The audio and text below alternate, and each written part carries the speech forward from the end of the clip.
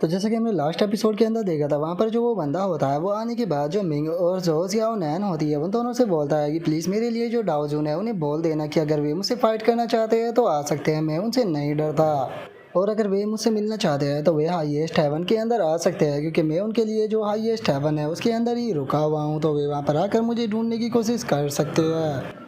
और अब उसके इतना बोलते के साथ ही हमारा व्यू जो होता है वो स्पेस के बाहर जो हाईएस्ट हेवन होता है उसके अंदर आ जाता है, जहाँ पर की सुप्रीम कमांडर जो होती है वो चिल्लाते हुए बोलती है कि आखिर तुमने ऐसा क्यों किया। जो सुनकर मास्क वाला बंदा उसे बोलता है कि मैं जो कुछ भी कर रहा हूँ वो फादर की मर्जी से कर रहा हूँ, इसीलिए तुम्हें मेरे ऊपर गुस्सा करने की कोई ज़रूरत नहीं। और यहाँ पर मैं तुम्हें बता दूँ कि मेरे करने का कारण यही है कि मैं तुमसे हाईएस्ट हेवन की रूल करने की पावर इसीलिए ले रहा हूँ क्योंकि इसके रीज़न को तुम क्लियरली जानती हो। तुम जानती हो कि तुम्हारे कारण यहाँ पर कितना ज़्यादा नुकसान हुआ है। तुम्हारे कारण जो 12 पिलर गोड्स थे उनमें से अब केवल 7 घोड़ी गोड जो है वो बचे हैं। हमने यहाँ पर अपनी मोस्ट पावरफुल पिलर जैसे कि गाया उसे भी खो दिया। और इससे भी बड़ी बात, जो डाउजून है उसे हाईएस्ट हेवन के बारे में पता लग चुका है, जबकि ये चीज़ उसे अभी कम से कम 300 साल बाद पता लगनी चाहिए थी। और जिस टाइम पर हम इस तरह की सिचुएशन से जूझ रहे हैं उस टाइम पर जरा देखो तो तुम यहाँ पर किस तरह की हरकतें कर रही हो। तुमने यहाँ पर 4 गोड्स जो थे उन्हें यहाँ पर सीधे 9 नीदर वर्ल्ड के अंदर भेज दिया। वो तो अच्छा हुआ कि मैंने सही टाइम पर एक्शन जो है वो ले लिया, क्योंकि अगर मैं उस जगह पर सही टाइम पर जो है वो नहीं पहुंच पाता तो हम अपनी कॉम्बैट पावर जो है वो और भी ज़्यादा लॉस कर देते। लेकिन मैं इस चीज़ को भी नहीं भूल सकता कि तुमने यहाँ पर काफ़ी अच्छे काम जो है वो किए हैं, चाहे चाहे वो डाउजून के पास में उस सिस्टम को इंस्टॉल करना हो या फिर वेपनों को खोद कर निकालना हो। ये मैं नहीं भूल सकता कि तुम्हारे यहाँ पर डिसीजन लेने की जो एबिलिटी है वो कितनी ज़्यादा अच्छी है। तुम्हारे क्विक डिसीजन के कारण ही आज हम लोग जो है वो हाईएस्ट हेवन के अंदर इस हाइट पर पहुँच पाए हैं। लेकिन तुम्हें इस चीज़ को भी नहीं भूलना चाहिए कि अगर जो फादर है वो तुम्हारी केयर नहीं कर रहे होते या फिर जो चाइल्ड ऑफ हेवनली फेथ है वो तुम्हें प्रोटेक्ट नहीं कर रही होती तो जो डाउजून है वो तुम्हें बहुत ही पहले मार देता। माफ़ कर देना, मेरा यहाँ पर जो मकसद है वो तुम्हारी भावनाओं को ठेस पहुँचाना नहीं है। लेकिन अगर मैं तुम्हें सच बताऊँ तो चाहे ऑब्जेक्शन लेवल हो, चाहे स्ट्रेटजी हो, चाहे फिर कंट्री गवर्नमेंट हो, चाहे ओवरऑल व्यू हो, या चाहे फिर टाइमिंग को कंट्रोल करना हो, इन सभी चीज़ों में जो तुम्हारी कमज़ोर सिस्टर है वो तुमसे बहुत ज़्यादा आगे है। और अब उसके इतना बोलते के साथ ही हम पहली बार जो सुप्रीम कमांडर होती है उसके फेस को देख पाते हैं, जो कि देखने में बिल्कुल वूलिंग की तरह होती है। और अब जो सुप्रीम कमांडर होती है वो रोते हुए उस मास्क वाले बंदे से बोलती है कि ठीक है, मुझे बताओ कि फादर का फ्यूचर का प्लान क्या है। जो सुनते के साथ ही वो मास्क वाला बंदा जो होता है वो उसे बोलता है कि फादर जो चाहते हैं कि जो वेपनों को फोर्जिंग करने का काम है वो तुम्हें दे दिया जाए, तो इसीलिए मुझे लगता है कि तुम्हें इस अपॉर्चुनिटी का अच्छे से फ़ायदा उठाना चाहिए, क्योंकि तुम्हें इससे काफ़ी एडवांटेज भी मिलेंगे। और चूंकि अभी जो सिस्टम है वो डाउजून के ही पास में है तो इसीलिए हमें डाउजून के ऊपर ज़्यादा ध्यान जो है वो देने की कोई ज़रूरत नहीं। जो सुनने के बाद जो सुप्रीम कमांडर होती है वो उसको बताती है कि जो सिस्टम है वो मेरे आउट ऑफ कंट्रोल है। जो सुनते के साथ ही वो मास्क वाला बंदा जो होता है वो उसे बोलता है कि इस चीज़ से कोई फ़र्क नहीं पड़ता कि सिस्टम हमारी कंट्रोल में है या फिर नहीं है। जो सुनने के बाद सुप्रीम कमांडर उसे पूछती है कि लेकिन आखिर ऐसा क्यों।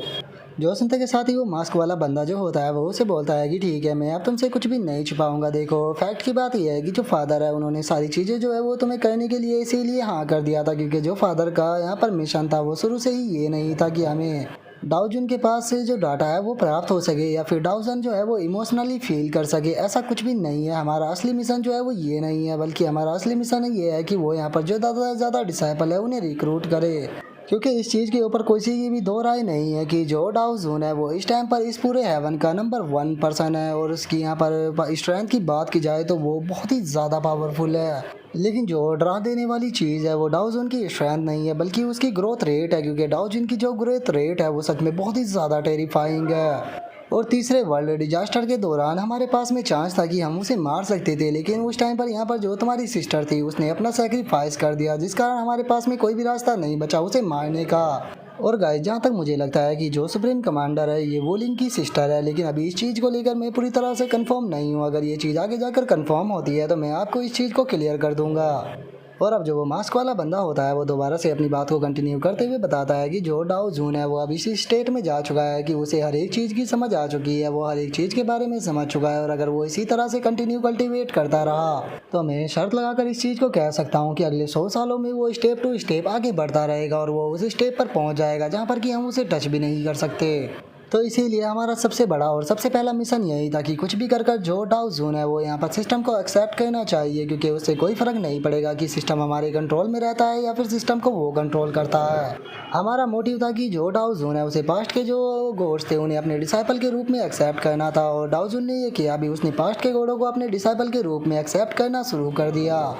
जो सुनते के साथ ही अब जो सुप्रीम कमांडर होती है वो उस मास्क वाले बंदे से बोलती है कि क्या तुम कहना चाहते हो कि ये सब कुछ करने का केवल एक ही पर्पस था कि जो डाउ जून है उसकी कल्टीवेशन की जो स्पीड है उसी सिस्टम की मदद से स्लो किया जा सके। जो सुनते के साथ ही वो मास्क वाला बंदा उससे बोलता है कि हाँ बिल्कुल, डाउ जून अगर डिसाइपलों को एक्सेप्ट करेगा तो वो खुद की कल्टीवेशन के ऊपर ज़्यादा ध्यान नहीं दे पाएगा, और तुम्हें ये बात बोलनी पड़ेगी कि जो वो छोटी सी सिस्टम है वो अपने काम को बहुत ही बेहतर तरीके से कर रही है। डिसाइपलों को एक्सेप्ट करने के कारण जो डाउ जून है उसने अपनी कल्टीवेशन के ऊपर ध्यान देना छोड़ दिया और उसकी कल्टीवेशन की स्पीड अब काफ़ी ज़्यादा स्लो हो चुकी है, तो इसीलिए हमारे लिए यही इनफ है। और अब उस मास्क वाले बंदे के इतना बोलते के साथ ही जो जियाओ शी होती है वो रोते हुए बोलते हैं कि मास्टर आखिर आप कहाँ पर चले गए हो, मैं तो आपके साथ में कांटेक्ट ही नहीं कर पा रही। जिसके इतना बोलते के साथ ही अब हमारा व्यू दोबारा से उस मास्क वाले बंदे के ऊपर आ जाता है, जो कि सुप्रीम कमांडर से बोलता है कि हमारी ये डेस्टिनी है कि हमें डाउ जून के साथ में फाइट करनी ही होगी और तुम्हें अपना चांस मिलेगा रिवेंज लेने का। और जिस टाइम पर तुम इटर्नल डीमंस एक्ट के मैटर को पूरी तरह से ख़त्म कर लोगी तो उस टाइम पर वो आएगा इसके ऊपर कंट्रोल करने के लिए। जो सुनने के बाद जो सुप्रीम कमांडर होती है वो बोलती है कि अच्छा तो इटर्नल डीमंस एक्ट। जो सुनते के साथ ही जो वो मास्क वाला बंदा होता है वो वहाँ से जाते हुए बोलता है कि हाँ, जब मैं यहाँ पर वापस आ रहा था तो मैंने देखा इटर्नल डीमन साइड के लोग जो थे वो अपने साइड मास्टर के साथ में फाइट कर रहे थे, जिस कारण वहाँ पर काफ़ी ज़्यादा केओस मच गया। और मैंने भी इस सिचुएशन का फ़ायदा उठाकर बैटल के अंदर एंटर किया, और जिस कारण वो बहुत ही सीरियस तरह से इंजर्ड हो गई, लेकिन उसके पास में यहाँ पर बैकअप प्लान था, जिस कारण वो वहाँ से भाग कर रिवर ऑफ टाइम के अंदर चली गई।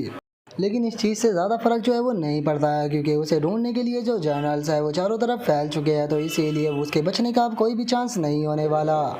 और अगर बात की जाए डेमोनिक वर्ल्ड की, तो डेमोनिक वर्ल्ड के कुछ एल्डर जो है वो पब्लिक एनिमी बन चुके हैं, जिन्हें की इंक्रिप्शन केओस पीस जो है वो कहा जाता है। और इससे अलग कुछ दिनों के बाद में 10,000 रेस्ट कंपटीशन जो है वो होने वाला है, जिसके अंदर डाउजन ने अपनी ओरिजिनल फोर्स जो है उसका इस्तेमाल कर सभी गॉड्स को इन्वाइट किया है उस गेम के लिए। और वैसे तो हम इस कंपटीशन के अंदर जो है वो इंटर नहीं कर सकते हैं, लेकिन यहाँ पर हम जो सेम फुल कैरेक्टर है उनका इस्तेमाल करने के बाद एंशिएंट स्टेर स्काई के अंदर जो जर्नल्स है सभी रेस के उन्हें ख़त्म कर सकते हैं। और मुझे लगता है कि इस चीज़ के अंदर सबसे बड़ा कैरेक्टर प्ले जो है वो इटर्नल डीमन एक्ट कर सकता है। तो तुम क्या कहती हो, क्या इटर्नल डीमन एक्ट का जो है वो इस्तेमाल करना चाहिए? और उसके अब इतना बोलते के साथ ही हमारा व्यू जो होता है वो स्टार डस्ट पैलेस जो होता है उसके ऊपर आ जाता है, जहाँ पर कि हम जीमिंग को देखते हैं, जो कि डाउजन के जो आर्टिफैक्ट होता है उसके पास में खड़ी होती है। और अब जो वो आर्टिफैक्ट होती है वो जिमिंग को बताती है कि योर मैजेस्टी के डिसाइपलों का मैसेज आया है, तो इसीलिए मुझे उनके बाहर आने का इंतज़ार करना होगा, जिसके बाद मैं उन्हें इस बारे में बता दूंगी। जो सुनते के साथ ही जीमिंग जो होती है वो चाइनी के आर्टिफैक्ट से बोलती है कि सीनियर निशांग, मैंने अपनी आंट से सुना था कि आप मोस्ट पावरफुल डिफेंसिव आर्टिफैक्ट हो इस वर्ल्ड की, इसीलिए जो डाउजन थे उन्होंने आपको अपना पर्सनल आर्टिफैक्ट बना लिया था। जो सुनते के साथ ही जो निशांग होती है वो उसको बताती है कि हाँ, लेकिन एक बैटल के दौरान मैं बहुत ही बुरी तरह से इंजर्ड हो गई थी, तो इसीलिए मैं सीनियर डाउजन की यहाँ पर स्पेशल पावर की मदद से स्लीप के अंदर रहती हूँ, और जब उन्हें मुझसे कुछ काम होता है तभी मैं यहाँ पर आती हूँ, नहीं तो मैं उनके कपड़ों में बदल जाती हूँ। जोसन का जीमिंग जो होती है वो उसे बोलती है कि सीनियर माफ़ कर देना, लेकिन मुझे आपसे एक फेवर चाहिए था। जोसन का निशांग उसे बोलती है कि ठीक है, तुम्हें जो भी कहना है तुम कह सकती हो। जो सुनते के साथ ही जीमिंग उसे बोलती है कि सीनियर मैं आपको हक करना चाहती हूँ। जो सुनते के साथ ही निशांग भी इस चीज़ के लिए तैयार हो जाती है और वो उसे बोलती है कि क्यों नहीं, तुम ऐसा कर सकती हो। जो सुनते के साथ ही जो जीमिंग होती है वो भी शुक्रिया था बोलते हुए उसके गले से लग जाती है। जो देखकर निशांग जो होती है वो अपने मन में ये सोचती है कि अगर मुझे सही से याद है तो जिस टाइम पर तीसरा वर्ल्ड डिजास्टर आया था तो उस टाइम पर जो प्रीसियस जनरेशन थी स्काई स्टेरे स्काई की ड्रैगन क्लैन वो पूरी तरह से डिस्ट्रॉय हो गया था। और लगता है कि इस बच्ची ने भी अपनी जो मदर थी उसे उसी टाइम पर खो दिया था, इसीलिए ये कभी अपनी मदर से नहीं मिली होगी और ये मुझे अपनी मदर की तरह फील करना चाहती है। सच में मुझे अब इसके लिए काफ़ी ज़्यादा दुखी फील हो रहा है। और उसके इतना सोचते के साथ ही हम जीमिंग को देखते हैं, जिसके मन में कुछ और ही चल रहा होता है और वो अपने मन में सोचती है कि सच में जो सीनियर डाउजन है उनकी तो बात ही अलग है। जरा देखो तो वे कितने सॉफ्ट और कितने बेहतरीन कपड़े जो है उन्हें हमेशा पहन कर रखते हैं। मानना पड़ेगा कि उनका टेस्ट जो है वो बहुत ही ज़्यादा बेहतरीन है।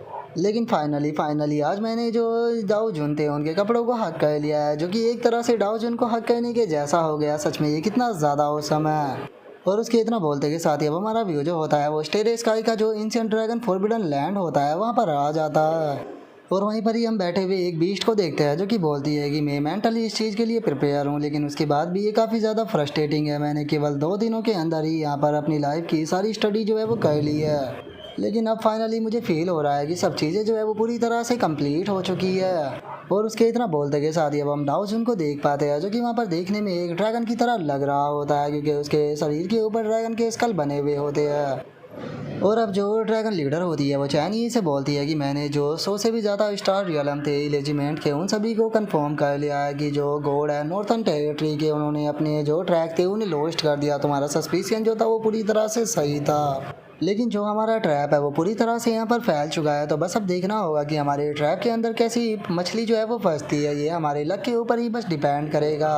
और इससे अलग एक चीज़ जो है वो मैं तुम्हें और बताना चाहती हूँ। मैं जानती हूँ कि इस कंपटीशन के दौरान तुम्हारे डिसाइबल जो है वो अपने नाम को फेमस करना चाहते हैं, लेकिन मैंने यहाँ पर कंपटीशन के अंदर एक चेंज किया है। यहाँ पर जो मैच है वो सिस्टम के ऑर्डर से लेआउट में होने वाले हैं, तो इसीलिए मैं यहाँ पर जो तुम्हारे डिसाइपल है उनकी ट्रू आइडेंटिटी जो है वो एक्सपोज नहीं करूँगी। और इस चीज़ के लिए मैं एक रिस्पॉन्सिबल पर्सन जो है उसे भी ढूंढूंगी जो कि इस जॉब को मेरे लिए कर सके। लेकिन मुझे एक चीज़ समझ में नहीं आ रही कि आखिर जो तुम्हारे डिसाइपल है वो इस वॉर के दौरान यहाँ पर अपनी जो प्रोफाइल है उसे लो क्यों रखना चाहते हैं। और उसके इतना बोलते के साथ ही जो चैनी होता है वो भी नॉर्मल होते हुए उसे ओके बोल देता है, लेकिन इससे पहले कि चैनी उसे कुछ बताता है एकदम से चैनी को वहाँ पर कुछ महसूस होता है। और हमें पता लगता है कि जियाओशी का कॉन्टैक्ट जो है वो चाइनीज से हो चुका है। और अब जियाओशी रोते हुए चाइनीज से बोलती है कि मास्टर मास्टर फाइनली आपके साथ में कॉन्टैक्ट हो गया। मैं तो यहाँ पर डर के मारे मर ही जाती। मैंने इतनी बार ट्राई किया लेकिन मैं आपके साथ में कॉन्टैक्ट नहीं कर पा रही थी। मुझे लगा कि शायद आपको कुछ हो गया है। जो सुनते के साथ ही चाइनी उसे बोलता है कि मैं स्पेस के एक स्पेशल आर्टिफैक्ट के स्पेस के अंदर हूँ, तो इसीलिए तुम मेरे साथ में कॉन्टैक्ट नहीं कर पा रही थी। लेकिन मुझे बताओ कि तुम क्या कहना चाहती हो, रोना बंद करो। और अब चैनी के इतना बोलते के साथ ही जियाओशी जो होती है वो अभी तक वहाँ पर जो कुछ भी हुआ था उसे सारी बातें बता देती है। जो सुनते के साथ ही चैनी वहाँ से जाने लगता है। जाते हुए जियाओशी से बोलता है कि ठीक है तुम वहीं पर ही रुको, मैं तुम्हारे पास में तुम्हें पिक करने के लिए आ रहा हूँ। जो देखते के साथ ही ड्रैगन लीडर जो होती है वो चैनी से बोलती है कि तुम कहाँ जा रहे हो, कंपटीशन को स्टार्ट होने में केवल 7 दिन ही बाकी है। जो सुनकर चैनी उसे बोलता है कि टेंशन मत लो, इससे पहले कंपटीशन स्टार्ट हो मैं उससे पहले ही वापस आ जाऊंगा। जो सुनकर ड्रैगन लीडर जो होती है वो चैनी से बोलती है कि चैनी क्या हुआ है, तुम मुझे इतनी जल्दबाजी में क्यों लग रहे हो, क्या कुछ गड़बड़ हो गई है। जो सुनकर चैनी जो होता है वो उसे बोलता है कि जिस टाइम पर मेरी डिसाइबल प्रैक्टिस कर रही थी तो उस टाइम पर भी यही उसे मिली है, तो इसीलिए मुझे वहाँ पर जाकर सिचुएशन को चेक करना होगा। और अब चैनी के इतना बोलते के साथ ही हमारा आज का एपिसोड यहीं पर ही कंप्लीट हो जाता है। तो नेक्स्ट एपिसोड के अंदर देखेंगे कि आगे क्या होता है। अगर आप लोगों को वीडियो अच्छी लगी हो तो लाइक करना, चैनल को सब्सक्राइब करना। मैं मिलता हूँ नेक्स्ट एपिसोड में, तब तक के लिए बाय बाय गाइस।